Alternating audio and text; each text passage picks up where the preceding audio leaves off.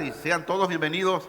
Ya deseábamos que fuera domingo porque queríamos estar reunidos como parte de la iglesia para poder adorar y exaltar el nombre de Cristo. Vamos a pedir al Señor dirección para que Él nos muestre su palabra y asimismo todos aquellos que van a escuchar el consejo de Dios en esta hora, el Espíritu Santo nos esté dando ese entendimiento, ese conocimiento y sobre todo esa sabiduría para aplicar en nuestras vidas todo lo que Dios hoy en esta mañana nos habla. Padre, en el nombre de Jesús, te honramos, Señor, y te damos a ti la gloria, el honor, porque tú eres Dios y eres el Dios incomparable, Señor. ¿Quién como tú? Eres único, el Dios verdadero, Señor, el cual es digno de toda adoración, de toda honra y toda gloria. Hoy yo ruego, Señor, en el nombre de Jesús, que el Espíritu Santo nos esté llenando, Señor, de Él a través de la palabra que hoy vamos a escuchar y seremos edificados, Señor, seremos alimentados, fortalecidos, pero también habrá áreas de nuestras vidas que serán confrontadas, Señor, y es para un crecimiento espiritual de cada uno de nosotros, donde tu gloria sea manifestada en nuestras vidas, para así nosotros también ser esa luz ante las tinieblas. Y en el nombre de Jesús te damos la honra y la gloria. Amén. Marcos capítulo 6, versículos 45 al 52, se lee en el nombre de nuestro Señor Jesucristo.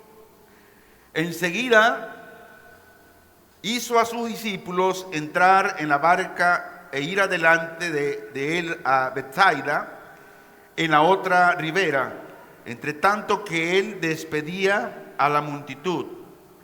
Y después que los hubo despedido, se fue al monte a orar. Y al venir la noche, la barca estaba en medio del mar y él solo en tierra. Y viéndoles remar con gran fatiga, porque el viento les era contrario, cerca de la cuarta vigilia de la noche vino a ellos andando sobre el mar y quería adelantárseles. Viéndole ellos andar sobre el mar, pensaron que era un fantasma y gritaron, porque todos le veían y se turbaron. Pero enseguida habló con ellos y les dijo: tened ánimo, yo soy, no temáis. Y subió a ellos en la barca y se calmó el viento, y ellos se asombraron en gran manera y se maravillaban. 52. Porque aún no habían entendido lo de los panes, por cuanto estaban endurecidos sus corazones.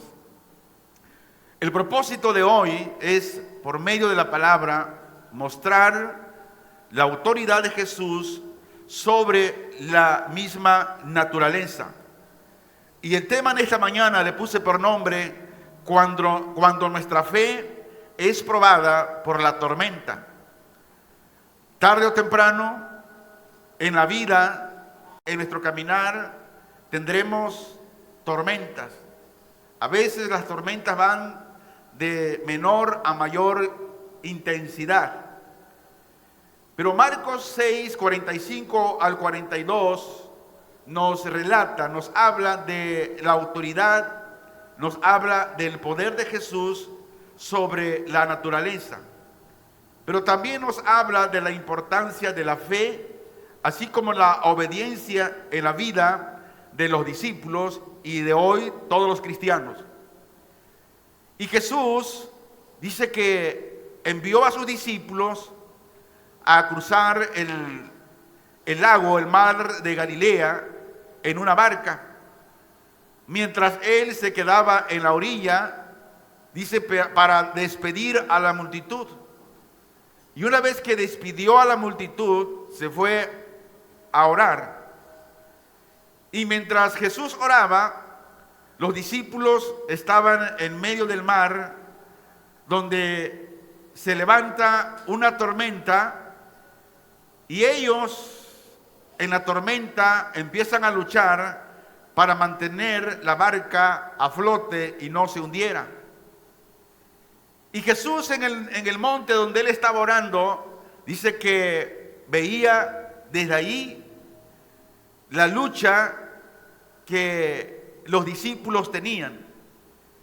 Y decidió ir al encuentro caminando sobre las aguas. Y enseguida los discípulos, cuando lo vieron, se asustaron y pensaron que era un fantasma. Pero ¿qué hizo Jesús? Jesús les habla y les dice que no tuvieran miedo. Jesús en todo tiempo se preocupó por los discípulos, así como hoy se preocupa por todos nosotros. Y Jesús dice que fue al encuentro de los discípulos. Asimismo lo hace Jesús en estos días. Él, cuando estamos pasando por tormentas y ve que estamos luchando, Jesús viene a nuestro encuentro para ayudarnos. En los momentos de necesidad, Jesús está ahí para ayudarnos, para levantarnos. Nuestro Salvador nos puede proveer, pero no solo nos puede proveer el sustento a todos nosotros, sino también nos da protección. Él nos protege. Dice el versículo 45 de Marcos 6, dice inmediatamente. En la versión Reina Valera, revisada en 1960, dice inmediatamente obligó. Y en una dice despidió. Y vamos a ver con detalle la palabra obligar. ¿Por qué los obligó? Dice inmediatamente obligó a sus discípulos a subir a la barca para irse ¿a dónde? A Betsaida, mientras él, dice, despedía a la multitud. Grábense esas dos cosas, obligó y despedida. Jesús hizo a sus discípulos entrar en la barca de una manera obligada para que ellos se adelantaran. Y aquí hay dos detalles en este versículo de lo que nunca se habla, pero hoy vamos a verlo con lujo de detalles y entenderlo mejor. Por un lado, vemos al Señor con algo de prisa, tenía prisa, y esto nos llama la atención. Y es un caso único en los evangelios. Pero por otro lado, el Señor no solo estaba mandando a los discípulos que se fueran, sino también dice que los estaba forzando a marcharse. Este es el significado del verbo original del griego, donde dice los obligó, los estaba forzando. Pero aquí viene la pregunta y es la siguiente: ¿cuál es la razón de forzarlos a que se fueran adelante, que se adelantaran? ¿Cuál era la razón? Según el contexto, dice que Jesús quería sacarlos de aquel ambiente de excitación que se había creado con la multitud después que Jesús multiplicó los panes y los peces. Recordemos que el milagro había procedido, tuvo un tremendo impacto sobre la gente, sobre la multitud. Y había un estallido de fervor nacionalista. ¿Qué hizo la gente? La gente, cuando vieron el milagro y toda la excitación de todo lo que produjo ese milagro, Ahora sí, dice que vinieron a él, ¿para qué? Vamos a ver Juan capítulo 6, versículo 14 y 15. Vea lo que hace la emoción, lo que hace un estallido por la emoción. Dice Juan 6, 14 y 15. Aquellos hombres entonces, ¿quiénes hombres? Lo de la multitud. Dice, viendo la señal que Jesús había hecho, dijeron, este verdaderamente es el profeta que había de venir al mundo. Versículo 15. Pero entendiendo Jesús que iban a venir para apoderarse de él y hacerle rey, volvió a retirarse al monte él solo. La pregunta, ¿por qué Jesús no permitió que lo hicieran rey? Hay varias respuestas. Número 1, no era el momento. Jesús sabía que su reino no era de este mundo. Dice Juan 18, 36. Respondió Jesús, mi reino no es de este mundo. Si mi reino fuera de este mundo, mis servidores pelearían para que yo no fuera entregado a los judíos. Pero mi reino no es de aquí. Número 2. Jesús no quería un reino basado en la fuerza. Jesús no quería que su reino se estableciera a través de la fuerza o la violencia. En su lugar, Jesús quería que su reino se estableciera a través del amor, la gracia y la fe. Número 3. Jesús no quería ser un rey político que se centrara en el poder y en la autoridad terrenal. En lugar de eso, él quería ser un rey espiritual que se centrara en la salvación y en la transformación de la humanidad. Número 4. Jesús quería evitar una revuelta. Sabía que si él permitía que lo hicieran rey, podría desencadenar una revuelta contra los romanos. Y esto llevaría una gran cantidad de sufrimiento, así como de muerte. Número 5. Jesús quería cumplir solamente con la voluntad de Dios. Jesús sabía que su misión era cumplir la voluntad de su Padre, no con las expectativas de la multitud, no conforme el pensamiento humano. Y Jesús no permitió que las demandas de la multitud lo desviara de su curso. Por eso debemos tener mucho cuidado, ¿verdad? En las emociones. Debemos tener mucho cuidado en todas esas cosas. Cuando hay un evento y que hay un supuesto milagro, debemos estar parados, centrados en la palabra del Señor. Y Jesús no permitió, de acuerdo a las demandas de la gente. ¿Por qué? Porque eso lo iba a desviar del propósito por el cual había sido enviado por el Padre.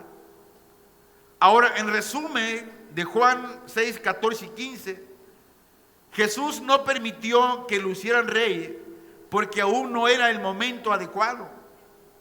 Decíamos que no quería un reino basado en la fuerza, no quería ser un rey político. Él quería evitar conflicto, revuelta. Él solo quería cumplir la voluntad de Dios. Ahora, cuando Jesús vio a la multitud en un entusiasmo desbordado, escuche esto. ¿Qué vio Jesús? Vio un peligro para los discípulos.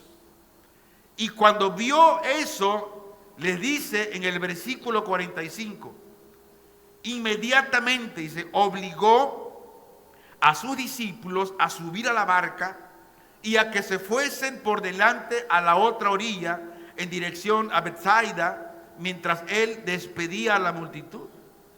Porque la multitud estaba desbordada por el milagro y se emocionaron tanto. Hace algunos años, un miembro de la congregación que ya no está con nosotros, dijo algo. No, el pastor Chino no le gusta andar en los eventos y ni tampoco quiere que vayamos. Digo, no, o sea, realmente no es eso. O sea, no es que no me guste que anden en los eventos, no. Lo que no me gusta es que se emocionen por supuestos milagros o por ciertos predicadores que manejan los sentimientos del ser humano y los elevan, y a eso soy contrario. Pero si usted es invitado a una vigilia de oración y de ayuno, usted puede ir. Vaya, porque es lo que usted y yo debemos de hacer. Yo estoy en contra de todos esos eventos cristianos, conciertos y esto, y luego se cobra. Yo estoy en contra de eso. ¿Por qué? Porque ese no es el evangelio. ¿Cuántos convertidos hay? Ninguno. Estos eventos son llenos de puros cristianos y anticristianos, que se dicen cristianos pero no lo son. De eso estoy en contra. No estoy en contra de que si alguien lo invita a una conferencia de estudio bíblico, usted puede ir, porque de eso se trata el evangelio y del caminar cristiano. Y Jesús dice que vio un peligro para los discípulos. ¿Cuál era el peligro? Que también ellos cayeran en ese desborde de un avivamiento falso, que cayeran en la trampa del entusiasmo por lo que vieron, por el milagro. Y por esta razón, dice Marcos 46:45, inmediatamente obligó. ¿Y qué entendemos por obligar? Que no se querían ir también ellos, porque estaban en la euforia, celebrando el milagro. Entonces Jesús dice que los obligó a sus discípulos a subir a la barca y a que se fueran por delante a la otra orilla en dirección a Betsaida, mientras él despedía a la multitud. ¿Por qué? Porque la multitud estaba ahí, que lo querían hacer rey al Señor, y la multitud no se quería ir tampoco. Entonces, hermanos, el peligro aquí había en los discípulos a que fueran contagiados por ese entusiasmo carnal. Y por esta razón el Señor tuvo que hacerle subir a la barca a la fuerza. Y lo hizo así para tranquilizar sus ánimos y hacerles entender que en la emoción de la gente no obra la voluntad de Dios. Grave eso. En la emoción de la gente, la obra de Dios, la voluntad de Dios no obra ahí. ¿Por qué? Porque mientras están con la emoción, no, hombre, hermano, pero una vez pasada la emoción, se desinflan. Ahora Jesús, ya que los discípulos se habían ido, él tuvo que persuadir a la multitud para que también se fueran. Tuvo que persuadirla. Oye, mira, ya no sé qué le diría, ya tengo hambre, quiero ir a comer, porque no tenía tiempo ni para comer. Ahora, ¿por qué actuaba Jesús de esta manera? Si al fin, al cabo, Jesús era el auténtico rey de los judíos. La pregunta es, ¿por qué no aprovechar esta ocasión para ser llevado por las multitudes hasta Jerusalén y ahí ser coronado? Mire, Jesús sabía, porque Jesús es Dios. Y él conocía los corazones, las mentes de la multitud. Y la multitud estaba pensando en rebelarse contra los romanos, lo que habría derivado una lucha armada y una nueva matanza a nivel general. Y esto nada tenía que ver con los medios que Jesús utilizaba. Acuérdense que los judíos estaban bajo el yugo de los romanos. Y ellos, cuando vieron a Jesús, dijeron, no, pues este es el que nos va a librar del yugo, de la espada de los romanos. La esclavitud de la que Jesús había venido a librarles no era la de los romanos, sino la de sus propios pecados. Y esto estaba lejos de sus pensamientos de la multitud. Las multitudes pensaban en un reino material. Ellos ya habían visto cómo Jesús había multiplicado los panes y los peces. Por lo tanto, ellos pensaron que Jesús podría satisfacer también cualquier necesidad. Este era el rey que ellos querían. Alguien que estuviera a su servicio para darle todo lo que ellos pudieran desear. Pero Cristo tampoco es ese tipo de rey. Por eso el cristianismo de hoy debe saber y aprender lo siguiente: que Dios, Jesús, no está para cumplirnos caprichos. A veces hacemos una lista de peticiones al Señor, y queremos que Dios nos dé todo aquello que nosotros deseamos. Pero muchas veces lo que deseamos no es lo espiritual, sino que es lo material. Si como creyentes deseáramos realmente lo espiritual, yo le aseguro que todo eso Dios no nos da. Ahora, mientras Dios no cambie el corazón humano, el hombre sigue siendo un ser ingobernable. Es más, ni los programas políticos logran funcionar por causa de la maldad del ser humano. Los gobiernos hacen programas, uno y otro programas, pero la gente nunca está contenta. Que no, es que yo debería de recibir más porque ya tengo 70 años, no que los 65 y más, no que ¿por qué quitó los 60? No, pero no, el ser humano no tiene llenadera, no se llena. Ni los programas políticos logran funcionar, pero todo por la causa de la maldad del mismo ser humano. Y el Señor sabía que antes de poder ser rey de los hombres, era necesario acabar con el pecado y proveer al hombre de un nuevo corazón. Era necesario pasar por la cruz antes de sentarse en el trono. Marcos 6:46 dice: y después de despedirse de ellos, se fue a un monte a orar. Después que despidió a la multitud y se retiraron, él se fue al monte a orar. Ahora, el Señor no buscaba fama o alabanza de los hombres, sino que realmente llenaba su corazón de gozo en la comunión con su Padre. La verdad, hermanos, cuánto necesitamos meditar en esto e imitar su ejemplo. La vida de oración de Jesús es algo que se comenta mucho en todas las iglesias, pero se imita poco se imita. Y yo le recuerdo nuevamente: no desaparezca los días martes y jueves de oración, que es importante que usted venga. Pero se habla mucho de la oración y de cómo Jesús oraba, su vida de oración, pero poco se imita. Vivimos en un tiempo, en una época en que la gente vive y anda deprisa, sin saber a dónde va.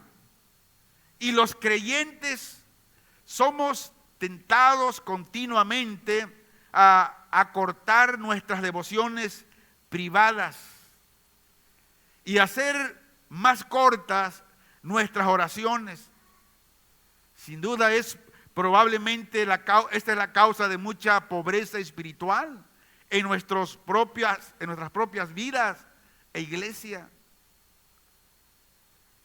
¿Cuánta gente va a la iglesia y está viendo el reloj a ver a qué hora termina la oración? Creo que ya se tardó el pastor Dávalo y su esposa, y como que están acá haciéndole para que se apure rápido. O está la adoración, el servicio, y ya se quiere ir porque usted ya se quiere ir. No imitamos a Jesús. Hablamos mucho de la vida de Él, pero somos poco en imitar su vida, en su comunión que Él tenía con el Padre. Pero miren, mientras que el Señor estaba orando en la tierra, sus discípulos estaban solos en medio del mar, remando con gran fatiga. Y la fatiga habla de gran cansancio, porque el viento les era contrario. Marcos 6:48. Viendo que ellos se fatigaban remando, puesto que el viento les era contrario, hacia la cuarta vigilia de la noche. Aquí la cuarta vigilia eran como las de entre 3 y 6 de la mañana, mientras ellos caminaban sobre el mar y quería pasarles de largo. Incluso Jesús dice que iba caminando, pero no les iba a hablar, sino pasarles de largo, adelantarse. Y los discípulos ya llevaban gran parte de la noche remando con gran fatiga, cansancio. Y en este caso no se trataba de un peligro grave, sino de esfuerzos sostenidos que además de resultar ineficaces, ¿por qué? Porque no podían enderezar la nave y estaban tan cansados y en gran fatiga. Ahora no olvidemos que estaban donde, en medio de la tormenta, debido, dice, a que obedecieron al Señor. Y aquí hay dos cosas muy importantes. Muchas veces podemos tener pruebas, tormentas, cuando también obedecemos al Señor y también cuando desobedecemos al Señor. Pero mira, cuando tenemos tormenta porque por obedecer al Señor, ¿qué podemos aprender de ahí? Estamos satisfechos, estamos seguros, estamos contentos. Aunque estamos pasando por tribulación, sabemos que el Señor está ahí. Entonces, por obedecer al Señor, se encontraron después en medio de la tormenta. Pero también podemos encontrar que en medio de las situaciones dolorosas, luchando contra adversidades como consecuencia de nuestra obediencia al Señor, esto nos da gozo. Y en medio de la situación, dice que el Señor les seguía viendo. ¿Sabes qué, hermano? Cuando estamos pasando por alguna tormenta, por obedecer al Señor, el Señor está de nuestro lado y Él nos está mirando. Él está viendo todo lo que estamos haciendo. Tal vez ellos, los discípulos, podían creer que el maestro se había olvidado de ellos.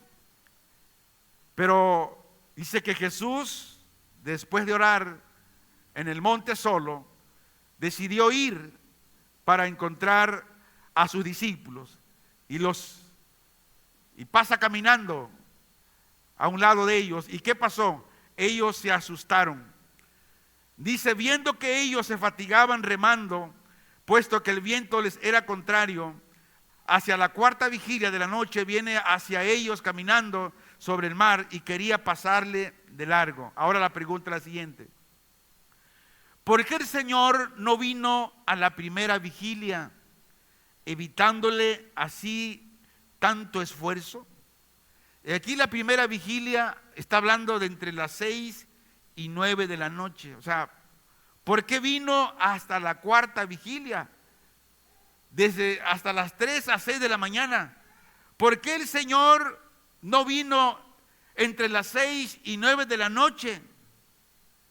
Y dejó más de 12 horas remando sin ningún éxito y evitándole tanto esfuerzo y sufrimiento. ¿Por qué? Muchos siervos del Señor hemos compartido esta experiencia en la obra espiritual, hermanos. Muchas veces hemos trabajado duramente, hasta en la madrugada, sin apenas ver el fruto de nuestro trabajo. Y muchas veces hemos tenido la sensación de que el Señor nos ha dejado solos en medio de las dificultades. Decía el pastor Marcelino el día miércoles, cuando nos compartía la palabra del Señor, que una vez él le preguntó al Señor: Señor, tú me dijiste que estarías conmigo y que me darías lo que yo necesito. Mira cómo estoy. Hay momentos que por obedecer al Señor, por hacer su voluntad, pasamos por estos momentos. Pero la respuesta de Dios al siervo fue inmediata. ¿Por qué? Porque en nuestro sufrimiento, en la tormenta, no estamos solos. Nuestro Señor está ahí con nosotros. Pero muchas veces no lo reconocemos.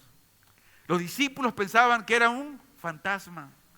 Jesús tuvo que decirle: no teman, soy yo, su maestro. Ahora,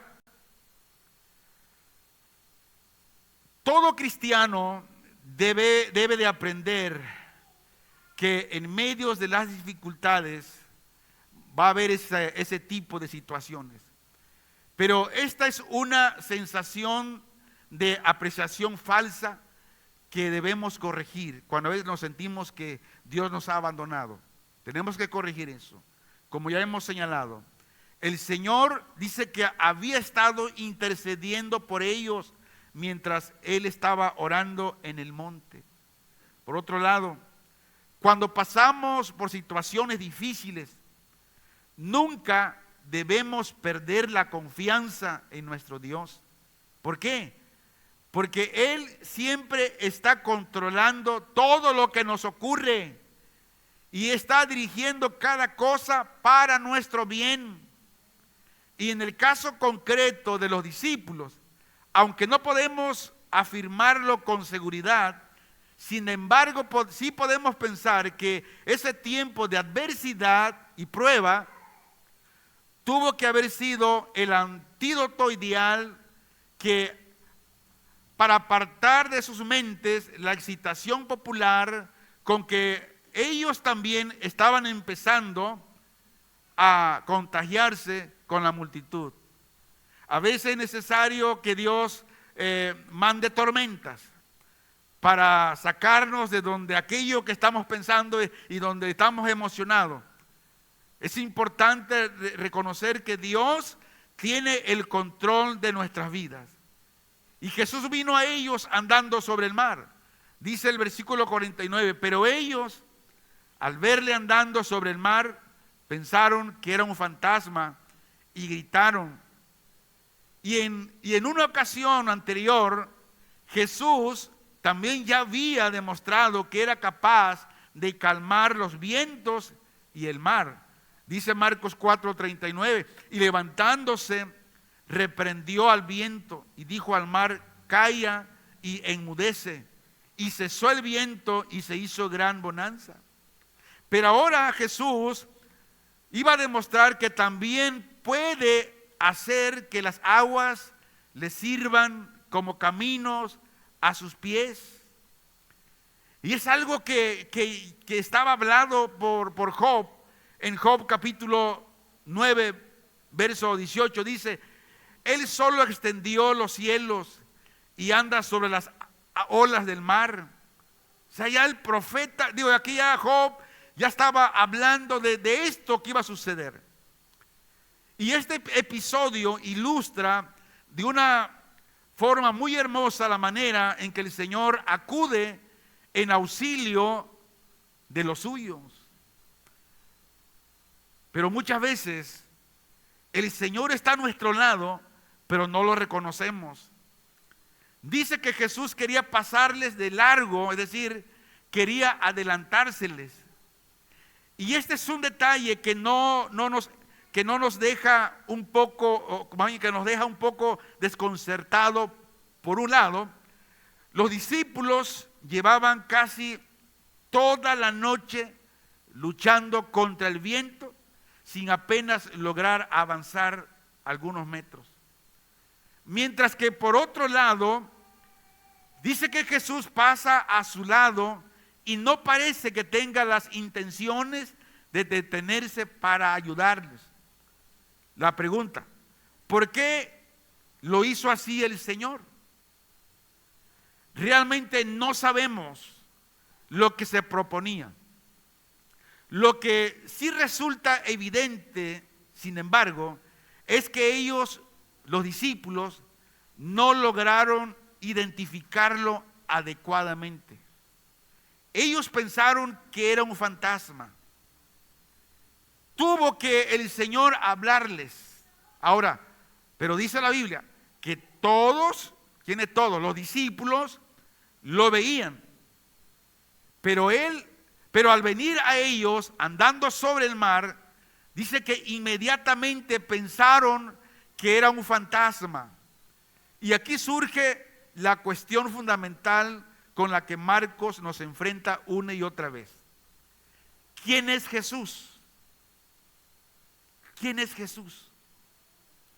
¿Usted se ha preguntado realmente quién es Jesús?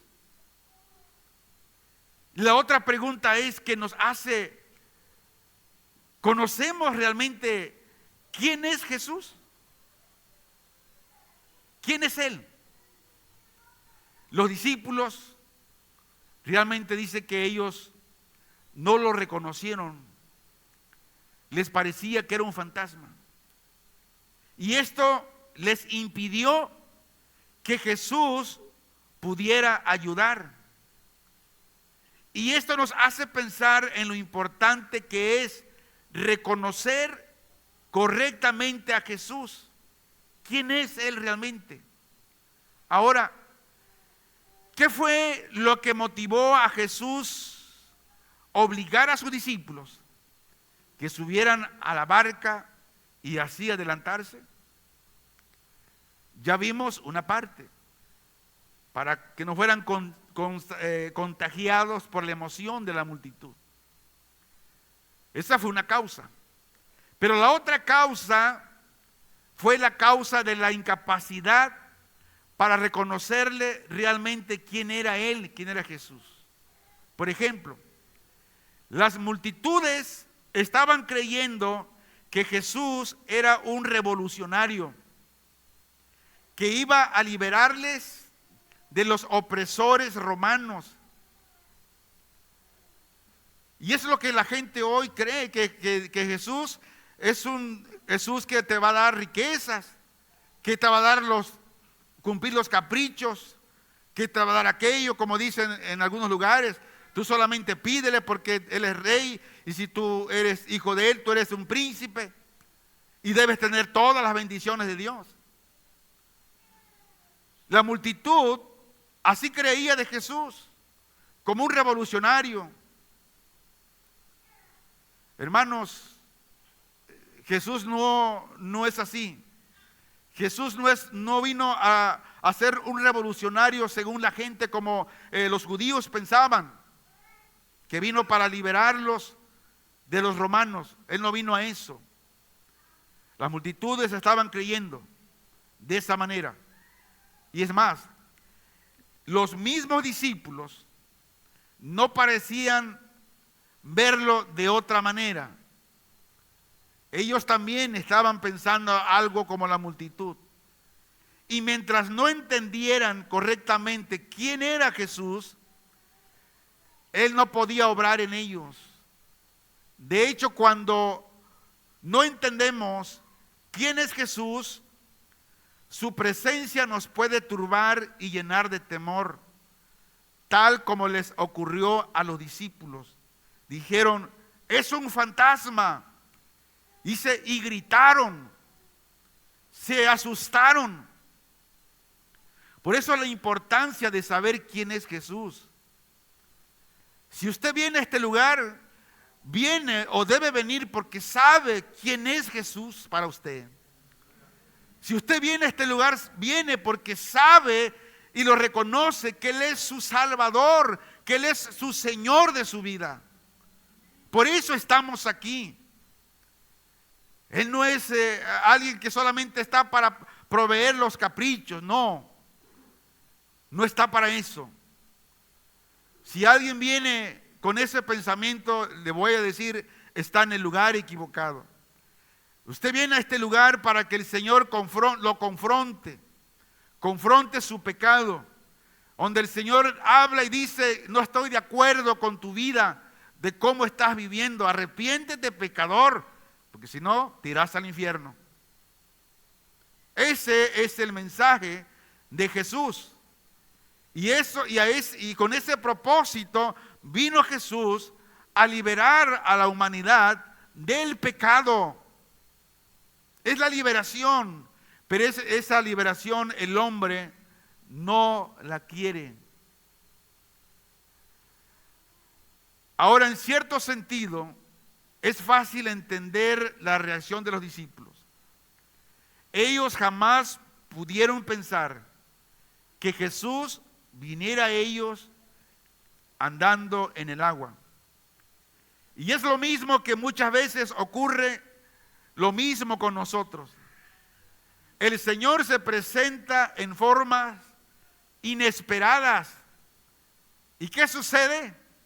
No lo reconocemos y dejamos que pase de largo. ¿Y cuántas veces las personas no logran percibir que es en la cruz de Cristo donde Dios se ha manifestado con mayor claridad? La gente dice, es que si alguien va y le predica el evangelio y les habla sobre el arrepentimiento, y si no hay arrepentimiento hay un pago eterno que es el infierno. Luego dicen, ¿y quién ha ido al infierno y ha regresado? Bueno, la Biblia lo dice, pero por la ignorancia de que no leen la Biblia, no creen a esto. Pero lo cierto es que esta es una gran verdad. Y la gente no reconoce a Dios, donde Él se manifestó de una manera clara en la cruz, cuando su Hijo Jesús dio su vida por todos los pecadores que vengan a Él. Como decía el apóstol Pablo, a unos le parece locura y a otros debilidad. Dice 1 Corintios 1, 22 al 24, porque los judíos piden señales y los griegos buscan sabiduría, pero nosotros predicamos a Cristo crucificado, para los judíos ciertamente tropezadero y para los gentiles locura. 24, mas para los llamados así judíos como griegos, Cristo poder de Dios y sabiduría de Dios. Hermanos, y así pasan a un lado, cargados como están por sus pecados y sus problemas, sin percibir que es allí donde Dios se manifiesta a los hombres por medio de la cruz. Dice Marcos 6:50, pues todos le vieron y se asustaron, pero Jesús, inmediatamente se puso a hablar con ellos, diciéndoles, tened ánimo, soy yo, no temáis. ¿Qué tuvo que hacer el Señor? Tuvo que consolarlos, dándoles seguridad. Y le dijo que era Él mismo quien se acercaba a ellos.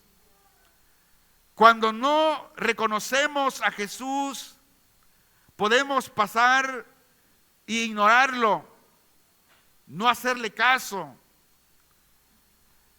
A veces el Señor Jesús está a tu lado hablándote a través del predicador, a través de alguien dándote un consejo espiritual. Pero, ¿qué hacemos? Como no reconocemos la voz de Dios, del Espíritu Santo hablándonos, lo ignoramos. Y de repente Dios en su misericordia nos habla de una manera más clara. Y cuando entendemos, nos quedamos perplejos de lo que está sucediendo. Para ir resumiendo, los discípulos aún no habían entendido lo de los panes. ¿Por qué? Porque dice la Escritura que aún estaban endurecidos sus corazones. Escuche esto. Cuando aún no sabemos quién es Jesús, nuestro corazón está endurecido. ¿Qué fue la pregunta que Jesús hizo a los discípulos? ¿Quién dice la gente que soy yo?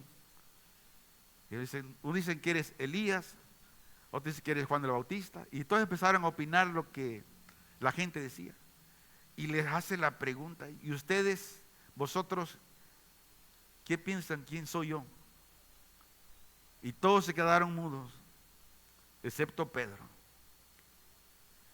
que dijo, eres el Mesías, el Hijo del Dios viviente.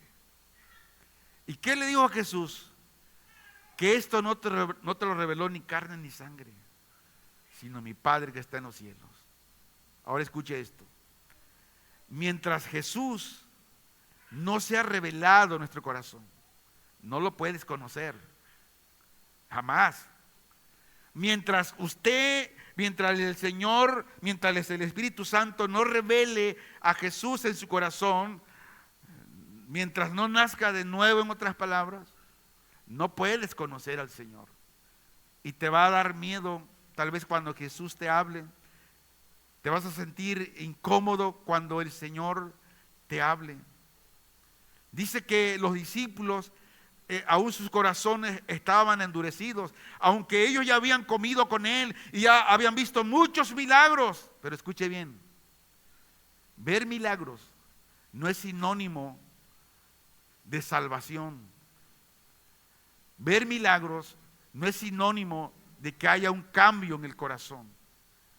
Y el contexto dice que una vez que Jesús entró en la barca, el viento se calmó y ellos se asombraron en gran manera. Dice Juan 6:21. Ellos entonces con gusto le recibieron en la barca, la cual llegó enseguida a la tierra a donde iban. Sin duda, esta ha sido la experiencia de todos los creyentes cuando Cristo está presente. Cuando Cristo está presente, la tormenta se convierte en calma. Lo que parecía imposible, ahora se realiza. Lo insoportable se hace soportable y se superan las limitaciones sin rendirse cuando Cristo está con nosotros. Pero caminar como un llanero solitario, caminar sin Cristo en el corazón, todo lo tenemos perdido. Sin embargo, todavía vemos a los discípulos luchando aquí, luchando por comprender lo que significa, lo que estaban presenciando.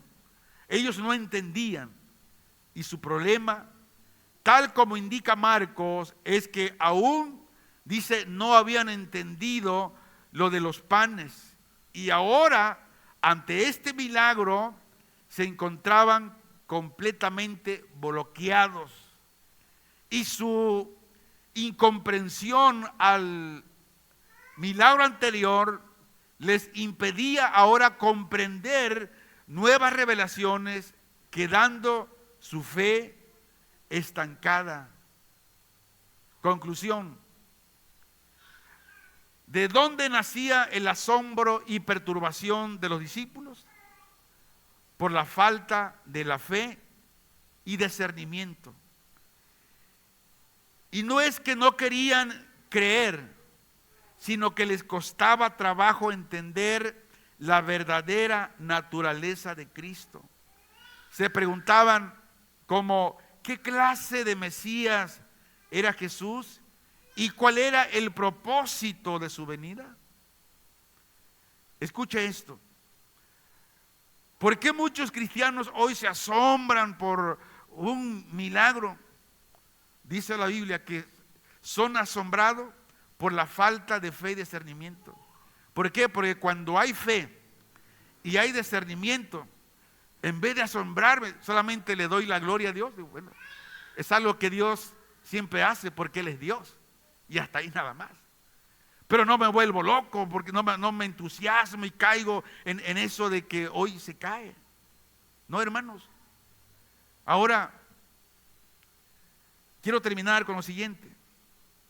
La falta de fe, escuche esto, la falta de fe produce dureza en el corazón y embotamiento de la percepción espiritual. Dios puede estarse moviendo en la congregación, pero su falta de fe le endurece el corazón y le embota su percepción espiritual. La iglesia ha visto en este milagro una imagen de la era actual y su fin. Y Jesús en el monte orando representa su actual ministerio en el cielo, donde Él está intercediendo por su pueblo. Ahora los discípulos representan a sus siervos que son azotados por las tempestades y pruebas de la vida. Pero pronto volverá nuestro Señor Jesucristo por los suyos. ¿Y qué hará? Nos librará del peligro, nos librará de angustia y nos conducirá salvo a nuestra patria celestial, porque así lo dice su palabra. Y podemos decir, sí, Señor Jesús, ven pronto, amén, así sea. Señor, te damos a ti el honor, te damos la honra y te damos la gloria, porque tú eres nuestro Dios, sanador y salvador. Tú eres, Señor, el que nos bendice, el que nos guarda, Señor. Yo te ruego en el nombre de Cristo, si no te hemos conocido realmente como debe de ser, perdónanos, Señor, y ayúdanos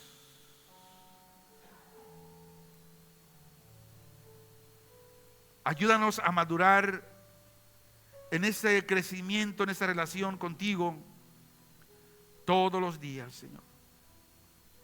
Que nuestra vida sea una vida que florezca cada día, Señor, en esa relación, en esa comunión íntima y personal contigo, Señor.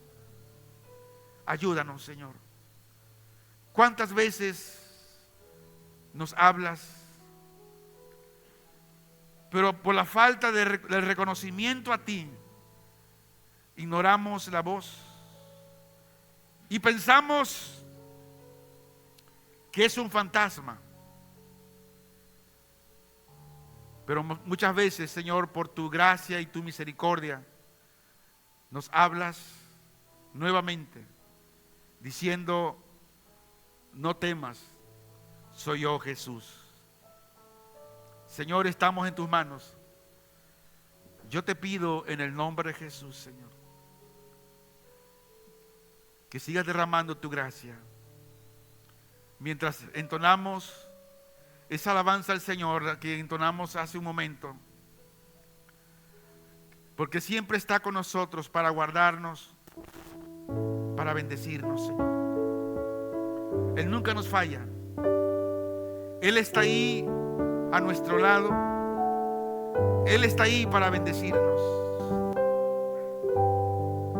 Tu amor nunca nos falla, Señor. Aunque muchas veces no te reconocemos, pero tú estás ahí y nos hablas, Señor, y nos das nuevas fuerzas, Padre, en el nombre de Jesús. Te amo, Dios. Tu amor nunca me falla. En tus manos está. Desde el momento en que despierto hasta el anochecer, yo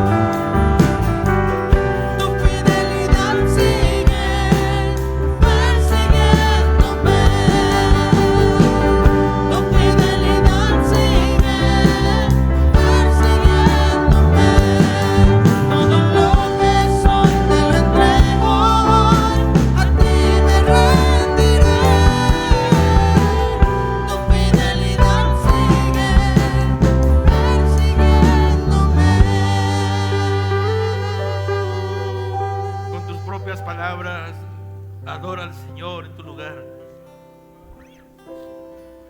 Oh Señor, gracias te damos. ¿Cómo no vamos a adorarte, Señor? Si siempre eres bueno con nosotros. Aún pecando, Señor, no haciendo tu voluntad, tú estás ahí para bendecirnos, para ayudarnos, Señor. Te alabamos. Te alabamos, te bendecimos. Sé el Señor de nuestras vidas, Señor Jesús, en todo tiempo. Gracias, Señor. Gracias, Padre. Que tú seas exaltado, que tú seas glorificado en todo tiempo en nuestras vidas, Señor. En el nombre de Jesús, tu Hijo amado. Gracias, Señor. Amén y amén. Dale un fuerte aplauso al Señor en esta mañana.